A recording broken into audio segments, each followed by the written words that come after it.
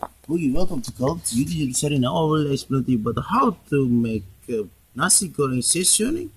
Okay, I will make rice fried. Yeah, this is a rice, and this is fried chicken, and this is salt. And also, if you like, you use some meat in, but a little, yeah, for the good taste only. This is a pango ketchup, and I have this sugar and mondo Ulegan, and this is chili, hot chili, very hot chili in here, and this is onion, and this is garlic. And how to make it? It's very simple way. It's just keep the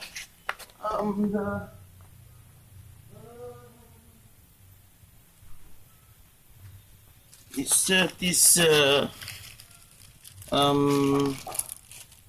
salt, and you set this what is this sugar, and we mix it with the Ulegan like this. It's very simple way and very traditional way to make nasi goreng like this. You should make a good power oil, and you should make it mix, soft, mix, and good test.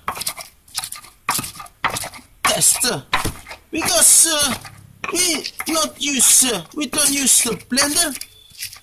If you use this traditional mixture, the traditional blender, the taste is very original and very good. It's very good taste. So if you use a machine blender, I think the taste is not too not the same with this traditional blender, because this traditional blender is very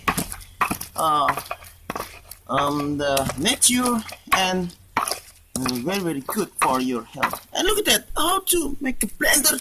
You can use it too, and for the good mixing, good blending. And also all of the material mix like this. And now we should make it to fry it. Okay, thank you.